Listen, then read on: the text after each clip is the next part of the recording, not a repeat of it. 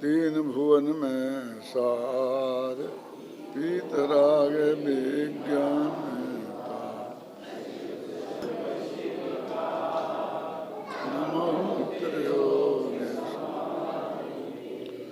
छेड़ला की छठवीं ढाल में मुनियों के स्वरूप का वर्णन चल रहा है। सबसे पहले मुनियों के 28 मूल गुण होते हैं, उनकी चर्चा आरंभ है। उस चर्चा में 5 महाव्रतों की बात और 5 समितियों की बात हुई थी। 5 समितियों में 4 हाथ जमीन देखकर चलना, हित मित प्रिय वचन बोलना। जो मुनिराज बोलेंगे तो हितकारी ही बोलेंगे, किसी को अहितकारी बात नहीं बताएंगे। और हितकारी बात भी बिल्कुल नियमित, माने मित, बहुत सीमा में, जैसा नहीं कि दिन भर बोलते ही रहेंगे। और वो भी प्रिय शब्दों में बोलेंगे।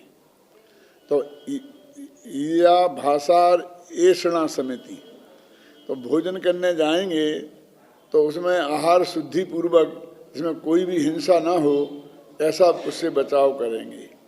फिर आदान निक्षेपण, अपना पीछी कमंडल है, कोई शास्त्र है, उसे उठाएंगे और रखेंगे तो ये देख कर रखेंगे कि यहाँ कोई जीव जंतु तो नहीं है। और मलमूत्र का क्षेपण करेंगे, कफ थूकेंगे कहीं तो देख करके कि कोई जीव जंतु तो नहीं है। छोटे छोटे जीव जंतु हैं, चींटी चींटे हैं, उनके ऊपर कफ गिर जाए तो खत्म हो जाएंगे ना। ऐसे छोटे छोटे जीव जा रहे हैं और बिना देखे हम पेशाब कर दें तो उन्हें में गंगा जी की बाढ़ आ गई, ऐसा है ना उनके लिए। तो इतनी छोटी छोटी बातों में बेहिंसा से बचते हैं। अब इससे आप कल्पना कर सकते हैं कि इन छोटी छोटी बातों से तो बचते हैं और बड़ी बड़ी बातों में करें कुछ, तो वो कल्पना के बाहर की बात है कि नहीं है। ये 5 समिति, 3 गुप्ती, मन वचन काय, इनको अपने आत्मा में लगाते हैं तो उनको मनोगुप्ती, वचन गुप्ती और काय गुप्ती कहते हैं। फिर और बहुत स्नान नहीं करना, दातुन नहीं करना, ये सब बहुत चीज़ें हैं जिन्हें आप 28 मिनटों में पढ़ लेना। मैं 2-3 बातों पर आपका ध्यान आकर्षित करना चाहता हूँ। देखिए, आपके हाथ में जो किताब है ना, उसमें 6वां छंद है। एक बार दिन में ले आहार, खड़े अलप निज पान में, कच लोच करत न डरत परिश्रय, सो लगे निज ध्यान में। अब एक बार दिन में आहार करते हैं, वो भी खड़े खड़े आहार करते हैं, वो भी अल्प आहार करते हैं और अपने हाथ में लेके करते हैं। ये 4 बातें, 2 महाव्रत, 4 बातों के लिए खाने ही खाने से संबंधित हैं। क्या सारा धर्म खाने में ही समाहित है? जरा विचार करो कि मुनिराज सारे जगत से पूरी तरह कट चुके हैं, इसलिए वो वन में जाके रहते हैं। कभी कभी मैं सोचता हूँ कि वे वन में क्यों रहते हैं। नगर में रहें तो उनका भी लाभ और जनता को भी लाभ मिले, तो ये उन्हें वनवासी अपने यहाँ क्यों बताया गया है। तो स्थिति वास्तव में ये है कि जंगल में तो कितनी कितनी प्रतिकूलताएं हैं। मक्खी, मच्छर, शेर, डांस, जहाँ जीव जंतु हैं, वे सब शरीर को खाते हैं, ध्यान से सुनना। और नगर के जो नागरिक हैं, ये माथा खाते हैं। आत्मा के कल्याण के लिए जितनी जरूरत माथे की है उतनी शरीर की नहीं है। इसलिए इस नगर से बचकर, तुम्हारी माथा पच्ची से बचकर जंगल में रहना, उनने पशुओं के, पक्षियों के बीच में रहना पसंद किया। लेकिन आहार एक ऐसी चीज है कि जिसके लिए उन्हें नगर में आना ही पड़ेगा, श्रावक के दरवाजे पे जाना ही पड़ेगा। यदि ये पापी पेट नहीं होता और उन्हें भोजन की आवश्यकता नहीं होती तो वे कभी गृहस्थों से संपर्क करते ही नहीं, माने करना नहीं चाहिए। अब क्या करें? काजल की कोठरी में कैसो ही प्रवीण जाए, एक दाग आखिर पे लागे पर लागे ही। ये गृहस्थ का घर तो काजल की कोठरी है, इसमें कोई भी जाएगा तो बेदाग निकलना बहुत मुश्किल है। तो यहाँ जाना है तो ऐसे सैनिक बॉर्डर पर जाता है तो ऐसा ही नहीं चला जाता है, वो कवच वगैरह बांध के जाता है ना, छाती पर, यहाँ हाथों में, ऐसा करके। ऐसे ही मुनिराज जब नगर में आते हैं तो वे मौन का कवच धारण करके आते हैं, क्योंकि इन ग्रस्तों से उलझन तो तब होगी जब बोलेंगे। जब बोलेंगे ही नहीं तो कोई पूछ के करेगा क्या? उत्तर नहीं देंगे। और हम भी किसी से बात नहीं करेंगे, क्योंकि भाषा दूसरों से जोड़ती है और उन्हें किसी से जुड़ना ही नहीं है, तो वे क्यों बोलें? वे तो आए हैं और आगे तत्काल उन्हें वापस चले जाना है, इसलिए मौन लेकर के आते हैं। निरंतराय आहार मिल जाए, ख्याल में है ना, तो उसमें भी एक शर्त है कि दिन में एक बार, और वो भी टाइम भी उसका नक्की है। टाइम कौन सा नक्की है? कि सुबह के 10 बजे लगभग। ऐसा क्यों? 12-1 बजे में क्या दिक्कत है? 8 बजे में क्या दिक्कत है? दिन तो है ना। अब दिन में आहार करना है तो किसी वक्त भी आ सकते हैं ना, कि नहीं आ सकते? क्योंकि यदि 8 बजे आएंगे तो सब श्रावक मंदिर में भगवान की पूजन कर रहे होंगे, स्वाध्याय कर रहे होंगे, प्रवचन हो रहा होगा तो वो सुन रहे होंगे, तो घर पे खाना तैयार ही नहीं होगा, कोई मिलेगा ही नहीं। और यदि 12-1 बजे आएंगे तो सब लोग खाना खा पी करके अपने दुकान पे चले गए होंगे, माताएं बहनें भी चौका में के निबेट करके और टीवी पे कोई सीरियल देखने लगी होंगी। क्यों? तो उस वक्त भी भोजन, तो जब मंदिर से आ जाएं, भोजन तैयार हो जाए और घर वाले भोजन करें नहीं, बस वो ही टाइम है कि मुनिराज उस टाइम आते हैं। समझिए ना, वो सही टाइम है बस वास्तव में। अब वो 10 बजे कहो, 10:30 बजे कहो, आप भाषा बजे बजे में कुछ भी कह लो, लेकिन वो टाइम है कि घर में मंदिर से आकर भोजन बनने की तैयारी का समय मिले और इतने लेट नहीं होंगे घर वाले खा पी करके चले जाएं। तब वो दरवाजे पर श्रावक की ड्यूटी है कि वो अपने दरवाजे पर मुनिराज नगर में होएं तो ठीक और ना होएं तो ठीक, आहार देने के लिए मुनिराज को पड़घाने के लिए खड़ा हो। जब श्रावक ऐसा पालेंगे तभी तो मुनिराज को अनिर्दिष्ट आहार मिलेगा। कि साहब है ही नहीं तो, अरे भाई नहीं है तो नहीं सही, तुम्हें तो मुनिराज को आहार देने का पुण्य लाभ मिल ही जाएगा। वे तो अतिथि है ना, आप जब कह के तो आएंगे नहीं। तो जो समय है आहार का, वो समय दरवाजे पर खड़े होकर श्रावकों का उन्हें पड़घान के लिए तैयार रहना बहुत जरूरी है। मुनिराज कितना पवित्र भोजन करते हैं कि जितना पवित्र श्रावक करते हैं उतना ही। इसका मतलब ये है कि श्रावकों को भी कितना पवित्र भोजन करना चाहिए, जितना मुनिराज करते हैं। क्यों? तभी तो अनुद्दिष्ट होगा कि हमने अपने लिए बनाया है, अब हम तो आलू जमीकंद खाएंगे और फिर महाराज को तो हमें स्पेशल ही बनाना पड़ेगा ना। क्यों? ये हमारा दुर्भाग्य है कि हमारे जीवन में अपवित्रता आ गई, खान पान में अशुद्धि आ गई, तो महाराज के लिए हमें स्पेशल बनाना पड़ता है और हम कहते दोष होने लग गया। हम अपना आचरण सुधारें ना। अब देखिए जरा, मुनिराज आए, हमने पढ़ा लिया, तो वो खड़े खड़े भोजन करते हैं। अब मेरी समझ में ये नहीं आता है कि खड़े खड़े भोजन करने की क्या जरूरत है। शांति से 2 रोटियां बैठ के खा लें तो क्या दिक्कत है?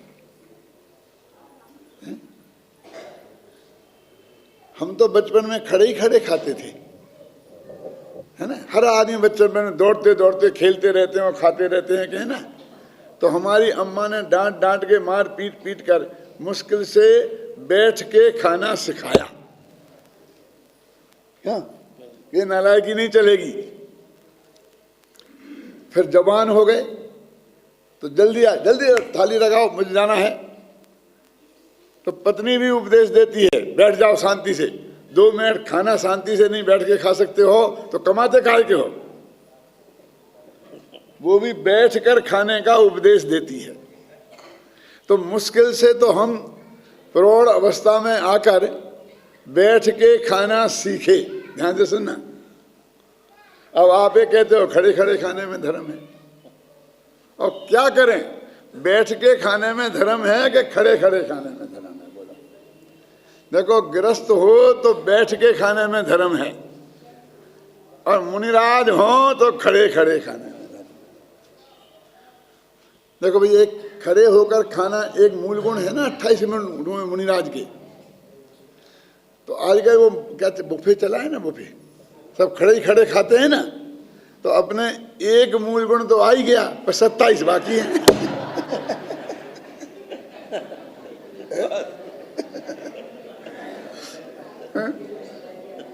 क्यों? अरे भाई, तुम गृहस्थ हो, दिन रात हाय हाय में लग रहे हो, तो बैठ के शांति से 2 रोटियां खाओ, वो तुम्हारा सात्विक धर्म है। क्यों? खड़े खड़े खाएंगे तो मना करेंगे, है ना। और मुनिराज बैठ के नहीं खाएंगे। क्यों नहीं बैठ के खाएंगे? उन्हें भी खाना चाहिए ना। तो वो कहते हैं कहाँ बैठे? अरे कहाँ बैठे? गृहस्थ के घर में? कि गृहस्थ का घर बैठने लायक है? यदि गृहस्थ का घर बैठने लायक होता तो छोड़ के ही क्यों जाते? ये तो काजल की कोठरी है। काजल की कोठरी में कैसो ही प्रवीण रहे, एक दाग आखिर पे लागे पर लागे ही। और उन्हें इतनी फुर्सत कहाँ है कि बैठ के खाएं? कि उन्हें क्या काम है? हमें तो दुकान पे जाना है। क्यों?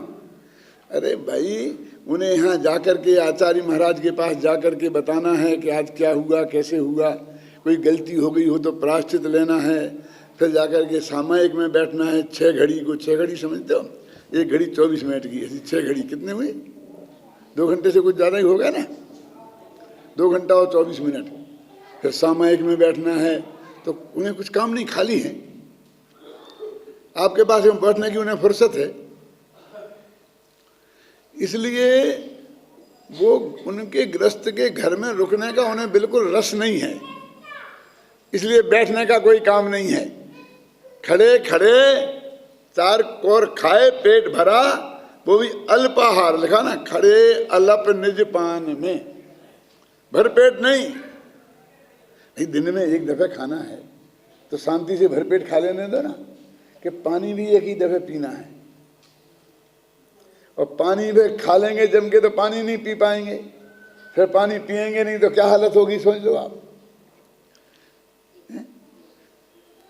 तो जितना पेट में है 1/4 भोजन, 1/4 पानी, अब आधा पेट रह गया ना, तो सांस भी तो लेना है ना।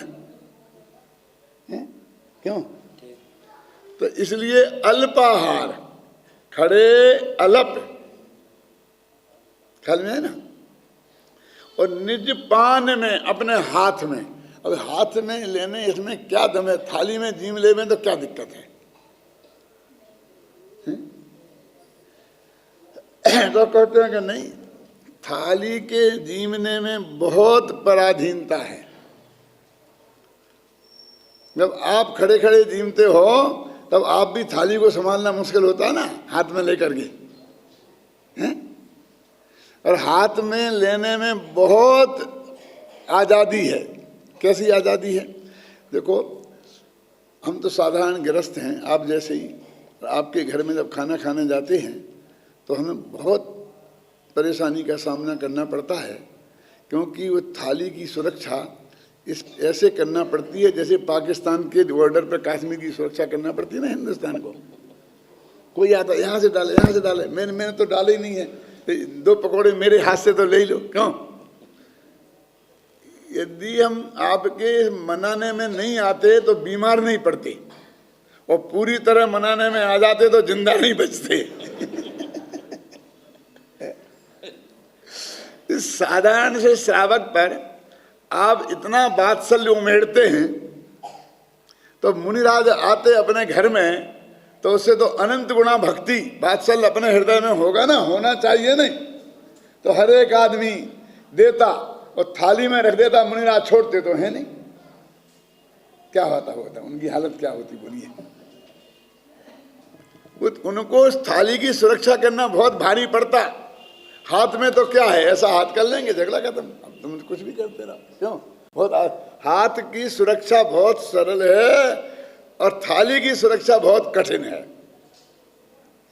दूसरी बात, हाथ में यदि कोई अधिक से अधिक रखेगा तो एक ही कोर तो ज्यादा रखेगा, उसे निमट लेंगे जैसा होगा। थाली में तो अनलिमिटेड रख सकता है, 2 लड्डू रख दे, क्या करे बोलिए? एक तो स्वाधीनता है। दूसरी बात यह है कि इन गृहस्थों की हालत अपने वैभव को प्रदर्शन करने की है। आप हमने श्वेतांबर भाई के मंदिर में देखे होंगे आपने, तो सोने चांदी से भगवान मड़े रहते हैं। मैं उनके यहाँ जाता हूँ तो बहुत प्रेम से पूछता हूँ, कभी आपने सोने चांदी के कपड़े पहने हैं? क्यों? अरे शास्त्र में कपड़े पहनने की बात होगी कदाचित, तो ये सोने चांदी के कपड़े कहाँ से आ गए? क्यों? ये तो गहने कपड़े थोड़ी हैं। फिर हम भी दिगंबर कोई पीछे नहीं है। हमने महाराज के भगवान के ऊपर हम कुछ नहीं, सोना चांदी नहीं लगा सकते, तो हम छत्र चमरों में सोने चांदी से लाद देंगे, हीरे जड़ कर देंगे, क्योंकि वैभव प्रदर्शन की आदत हमें भी कम नहीं है। क्यों? सिंहासन उनका सब पीछे वो एक पेड़ बनाते हैं ना, वो भी सोने चांदी का। वाह! छत्र चमर सिंहासन सब सोने चांदी के, क्योंकि हमें अपने वैभव को दिखाना है। वेदी मर देंगे सोने से, और ज्यादा होगा तो मंदिर ही मर देंगे पूरा सोने से। क्यों? क्या भैया, क्या जरूरत है? इस अपरिग्रही भगवान को परिग्रही बनाने की क्या जरूरत है? तुम्हारे पास बहुत पैसा हो गया है तो उनकी जो दिव्य ध्वनि में आई है, जो जिनवाणी है, उसको घर घर पहुंचाओ। हिंदुस्तान में 10,000 मंदिर होंगे तो एक एक मंदिर में एक एक शास्त्र को पहुंचाओ।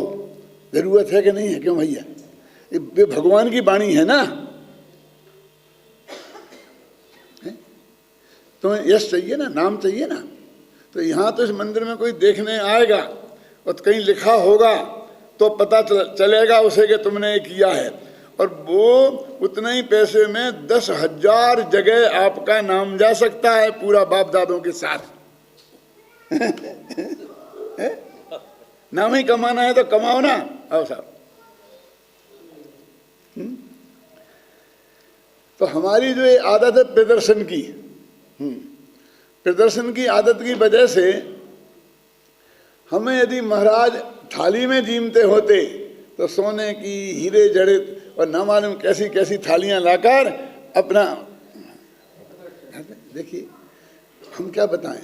हमने बोला हम तो भगवान की वाणी के साधारण प्रवक्ता हैं। वैसे तो आप जैसे ही गृहस्थ हैं, साधारण है ना, भगवान की दिव्य ध्वनि का सार सुनाते हैं, इसलिए आप इतना हमें सम्मान देते हो। लेकिन हमको साल में 9-10 महीना चांदी की थालियों में खाना पड़ता है। घर में एक थाली नहीं है हमारे पास चांदी की। घर में खाएं तो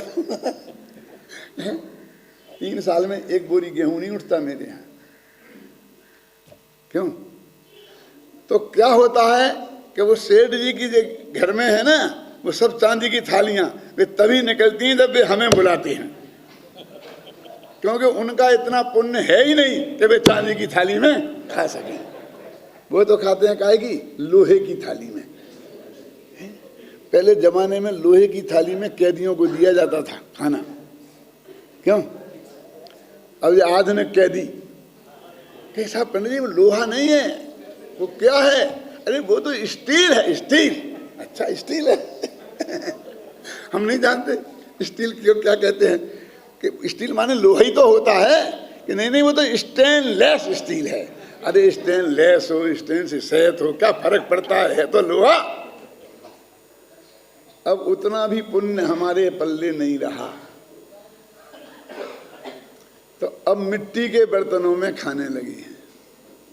क्या बोलते, टोकरी मोकरी क्या बोलते है ना, खाते ना मिट्टी के बर्तनों में, क्योंकि लोहे में खाने लायक भी पुण्य नहीं बचा। तो लोग आप समझते नहीं हो पंडित जी, ये मिट्टी नहीं है कि क्या है, कि चीनी मिट्टी है। गजब हो गया, हिंदुस्तान की मिट्टी भी नहीं मिली भले आदमियों को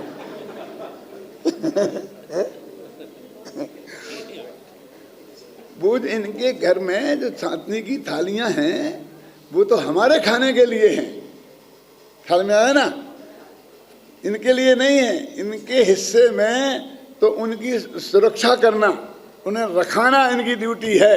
खो जाए तो इनकी और खाएं तो हम क्यों भाई कुठारी जी सोचो, तो जब हमको लिए चांदी की थालियों में खाने को मिलता है, तो महाराज यदि थाली में खाते होते तो सोने की हीरा से जड़ित बना बना के बढ़िया वो थालियां लाते और अपने वैभव को हम उन्हें प्रदर्शित करते। लोग कहते हैं कि भाई मेरे निमित्त से तुम्हें तुम्हारे कोई ऐसा कुछ नहीं करने दूंगा, मैं तो अपने हाथ में लेकर खड़े खड़े अल्प भोजन, क्या लिखा ना इसमें, क्या लिखा आपकी देखो, एक बार दिन में ले आहार खड़े अल्प निज। एक पंक्ति में 4 बातें कि दिन में एक बार, और समय बता दिया मैंने, खड़े खड़े और अल्पाहार और अपने हाथ में। अब भोजन तो खड़े खड़े ले रहा है, मेरी बात जरा सुनना, घबराना नहीं, नाराज मत होना, मैं तो सिर्फ इस पंक्ति का अर्थ कर रहा हूं। फिर बैठ गए जम गए 1 घंटे के लिए। अरे 1 घंटे बैठना ही था गृहस्थ के घर में, तो फिर खड़े खड़े काहे को भोजन किया, फिर बैठ करके आराम से कर लेते। बैठने की फुर्सत नहीं थी इसलिए तो खड़े खड़े किया था। हैं? और अब आहार दान, अब आहार दान, आहार दान तो हो गया ना, ये जो है ना रोटी दाल, इसका नाम है आहार, और दान आपने दिया और महाराज ने लिया, तो आहार दान हो गया ना, देना और लेना सब हो गया। अब कुल्ला कर लिया, मुट्ठी खोल दी, आसन खोल दिया, अब आहार दान कैसे होगा? डबल तो 2 दिन में 2 दफा तो होता नहीं है। कहते पंडित जी आप समझे नहीं, आहार दान दोगे 1 लाख, नहीं 1 लाख क्या, रोटी के कौर, 1 लाख क्या रुपया, तो रुपया का भी आहार दान होता है। आहार दान तो आहार का होता है, लेकिन क्या करें सेठ जी, रुपयों में आहार दान करते हैं, रुपयों में ज्ञान दान करते हैं, रुपयों में औषधि दान करते हैं, समझे ना, रुपयों में अभय दान करते हैं। अरे ज्ञान दान तो कोई ज्ञानी जो जिसके पास ज्ञान होगा वो देगा ना, आहार दान वो देगा ना। हमने जितने दानवीर देखे आज इस जगत में, तो कोई महिला को, बहन को, जिसने महीनों वर्षों तक रोजाना मुनि महाराज को आहार दान दिया है, उस बहन को आज तक किसी ने दानवीर की उपाधि दी? पहला नंबर का आहार दान है। क्यों नहीं दी? क्योंकि हम भले ही हम कहते हैं शास्त्र के हिसाब से, अंदर में हमारी समझ में नहीं आता ये कोई दान है, उस बहन ने बहुत बड़ा काम किया है। क्यों? अंदर में हमें फीलिंग नहीं होता। किसी पंडित को आपने दानवीर की उपाधि आज तक दी? विद्वत तिलक, विद्या बारधी, न मालूम क्या क्या दोगे, लेकिन दानवीर नहीं दोगे। मैं आपसे ये अपील नहीं कर रहा हूं कि मुझे दानवीर की उपाधि दो, मैं तो सिर्फ ये कह रहा हूं कि ज्ञान दान सबसे बढ़िया दान है। तो जिसको जो ज्ञान जिसके पास होगा वो ही तो देगा। जिंदगी भर जैन दर्शन पढ़ाते रहे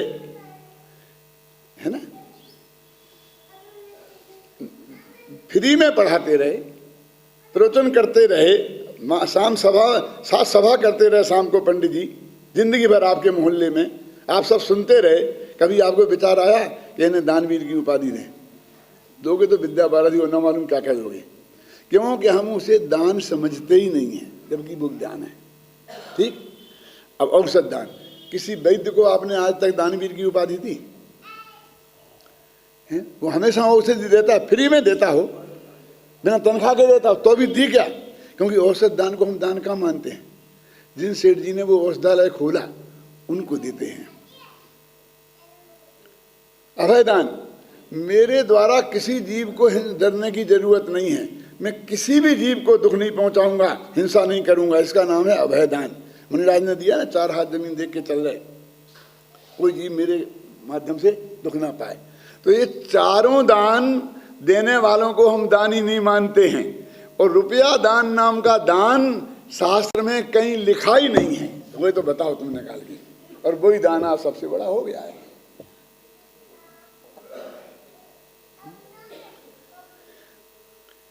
मेडिकल कॉलेज खोल के सेठ जी दानवीर हो जाते हैं। छात्रावास चलाकर उसमें रात्रि में भोजन खिलाकर, आलू जमीकन खिला करके भी आहार दानवीर हो जाते हैं। वो ज्ञान दान हो गया। क्यों?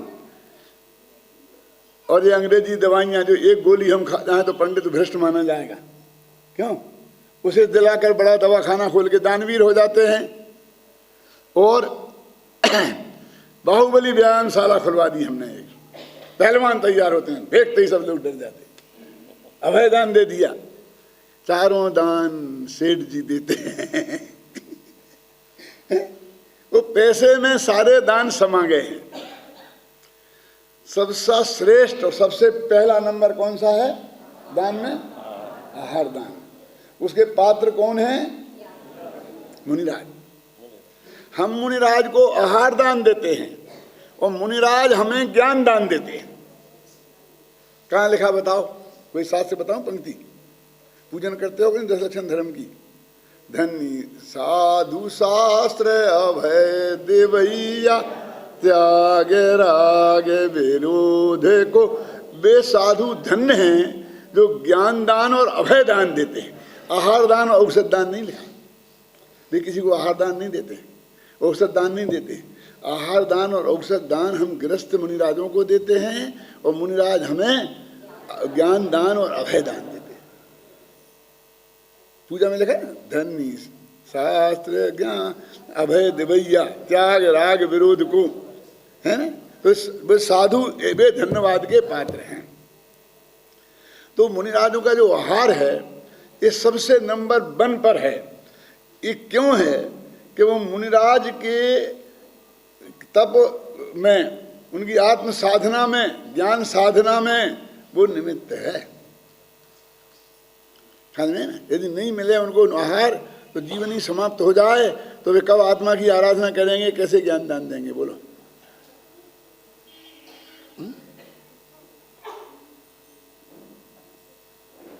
तो ये मुनिराज आहार दान कैसे लेते हैं वो बात मैं आपको बताई। देखो क्या लिखा, एक बार दिन में ले आहार खड़े अल्प निज पान में, कचलोच करत न डरत परिश्रय, सो लगे निज ध्यान में। कचलोच कर, केसों का लुंच करते हैं। क्यों? क्यों? बनवाने में क्या दिक्कत है? इसमें कौन सा धर्म हो जाता है अपने को तकलीफ देने में?